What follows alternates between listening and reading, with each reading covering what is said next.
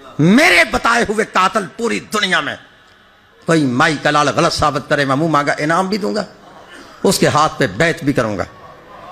شیعوں نے حسین کو شہید نہیں کیا، حسین کو شہید کیا ہے صحابہ رسول اور صحابہ رسول کی اولاد نے۔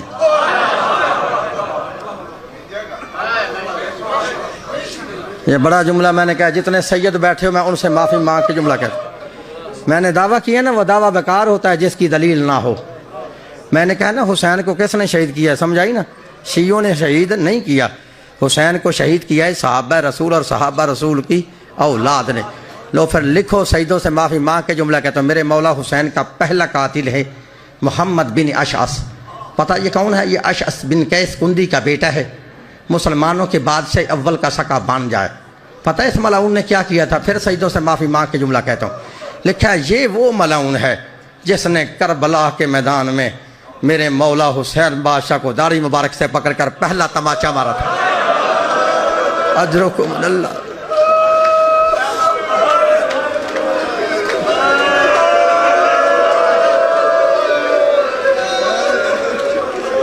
اجرکم اللہ۔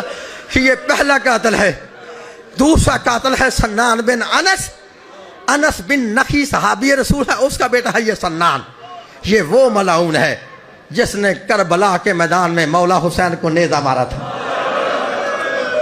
تیسرا قاتل ہے عمر بن سعد بن ابی وقاص صحابی رسول ہے، اس کا بیٹا ہے یہ وہ ملعون ہے جس نے کربلا کے میدان میں حسین کی طرف پہلا تیر چلایا تھا۔ چوتھا قاتل ہے حسین بن نمیر۔ میں تو نام لے گیا نا، تم نے سن لیا، ذرا پتہ تھا کرو اس بے ایمان نے نقصان کیا کیا تھا۔ لیکن حسین بن نمیر وہ ملعون ہے کہ جس نے کربلا کے میدان میں میرے مولا حسین کے اس بیٹے جس کا لقب تھا ہم شکل پیغمبر، جس کا لقب تھا شبیہ رسول، شہزادہ علی اکبر کو کربلا کے اندر برچھی ماری تھی۔ پانچواں قاتل ہے یزید ابن معاویہ۔ تمہارے عقیدہ میں وہ بھی صحابی رسول کا بیٹا ہے، اب تمہیں شرم نہیں آتی؟ پھر کہتے ہو حسین کو شیعوں نے شہید کیا ہے۔ حسین کو شیعوں نے شہید نہیں کیا، حسین کو شہید کیا ہے صحابہ رسول اور صحابہ رسول کی اولاد نے۔ یہ کہتے ہیں اگر کوئی بھی میرے دعوے کو غلط ثابت کر دے تو میں اس کے ہاتھ بیعت کر لوں گا۔ اور دعویٰ کیا ہے کہ میدان کربلا کے اندر سیدنا حضرت امام حسین علیہ مقام کو شہید کرنے والے معاذ اللہ صحابہ اور ان کی اولادیں تھیں۔ اور پھر آگے یہ کچھ نام بھی بتاتے ہیں کہ یہ نام تھے جنہوں نے میدان کربلا کے اندر سیدنا حضرت امام حسین علیہ مقام کو شہید کیا۔ اگر آپ کا دعویٰ اتنا سچا تھا تو آپ نے جب نام لیے اس وقت کسی ایک صحابی رسول صلی اللہ تعالی علیہ وسلم کا نام تو لیا ہوتا۔ صحابہ کوئی چھپے ہوئے تو نہیں تھے، صحابہ نبی پاک صلی اللہ تعالی علیہ وسلم کے ساتھیوں کو کہا جاتا ہے۔ یہ کیسے ہو سکتا ہے کہ کسی صحابی نے سیدنا حضرت امام حسین علیہ مقام پہ تلوار چلائی ہو اور مورخین نے ان کا نام نہ لکھا ہو؟ اور جو آپ نے کہا کہ میرے دعوے کو جو غلط ثابت کرے گا میں اس کے ہاتھ بیعت کر لوں گا۔ بھائی ہمیں آپ کی بیعت کی ضرورت نہیں ہے، کیونکہ آپ غریب العلم انسان ہیں۔ آپ اپنی جہالت کو پرموٹ کر کے چند سکے کما لیتے ہیں۔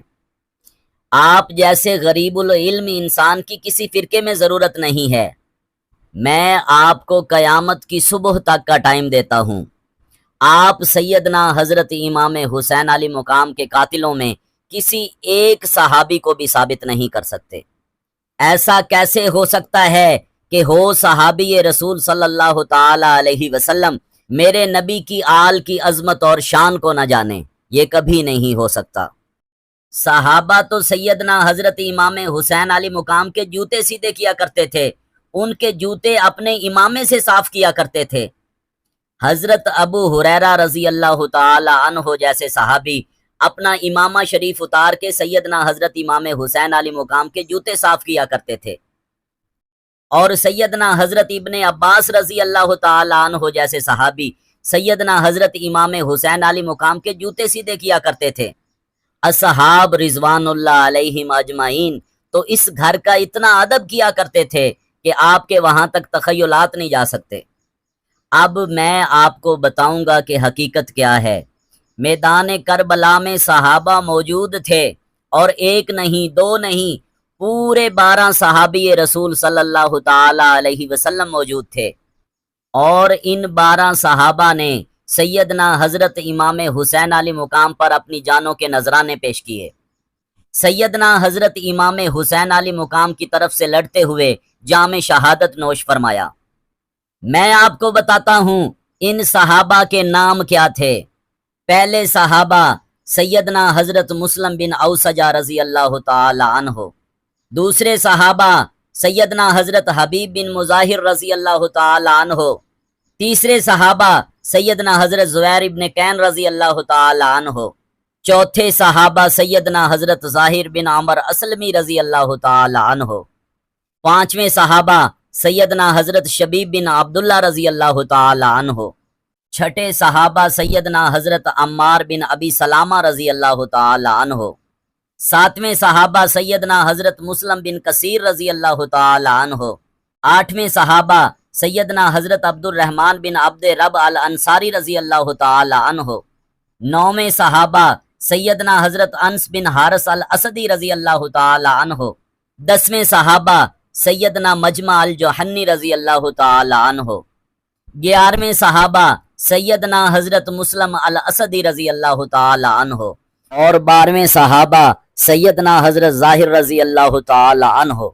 یہ وہ 12 صحابی رسول صلی اللہ تعالی علیہ وسلم ہیں جنہوں نے میدان کربلا کے اندر سیدنا حضرت امام حسین علی مقام پر اپنی جانوں کے نذرانے پیش کیے۔ میں نے 12 کے نام بتا دیے ہیں، تم ایک نام نہ بتا سکے۔ میرے بھائی، سچائی کبھی چھپ نہیں سکتی بناوٹ کے اصولوں میں۔ حضرت نعمان بن بشیر یہ کوفہ کے گورنر تھے، اور یہ صحابی رسول صلی اللہ تعالی علیہ وسلم تھے۔ کوفیوں نے حضرت امام حسین علی مقام کو خط لکھے۔ حضرت امام حسین علی مقام نے کوفے کا جائزہ لینے کے لیے حضرت مسلم بن عقیل کو کوفہ میں بھیجا۔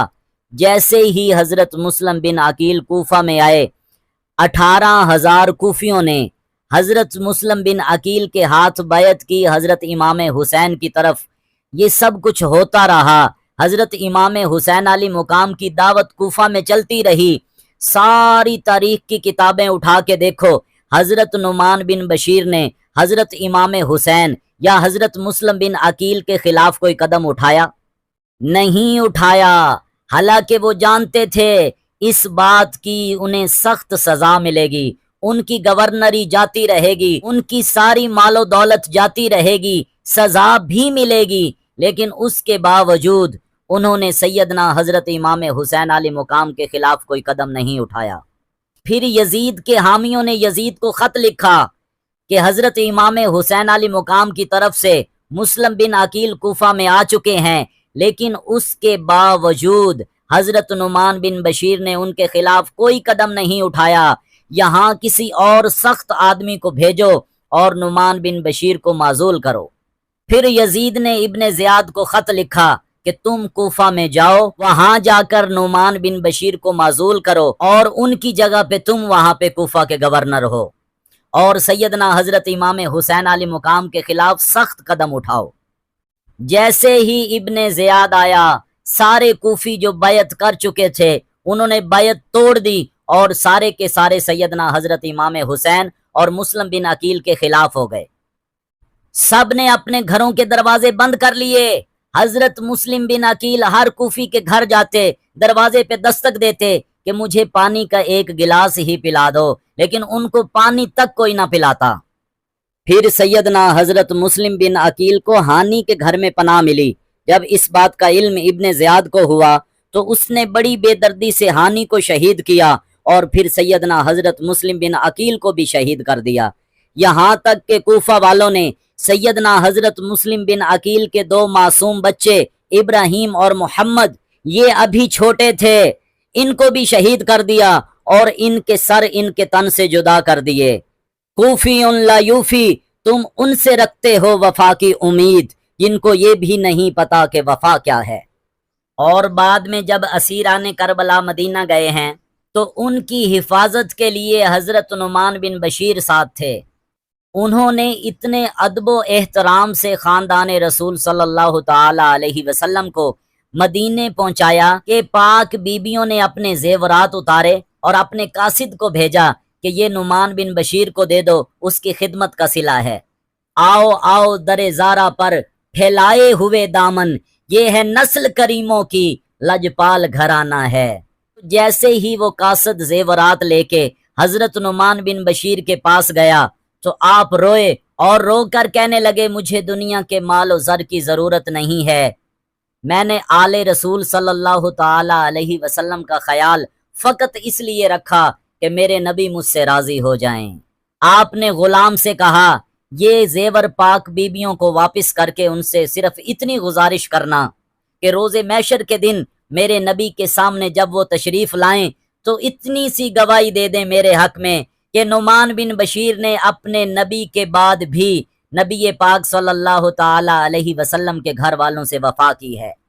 جب حضرت نعمان بن بشیر کا یہ پیغام ان پاک بیبیوں نے سنا تو ہاتھ اٹھا کے خالق کائنات کی بارگاہ اقدس میں دعا کی، یا اللہ ہم تیرے اس بندے پر راضی ہیں، تو بھی اس سے راضی ہو جا۔ ان کو کہتے ہیں صحابی رسول صلی اللہ تعالی علیہ وسلم۔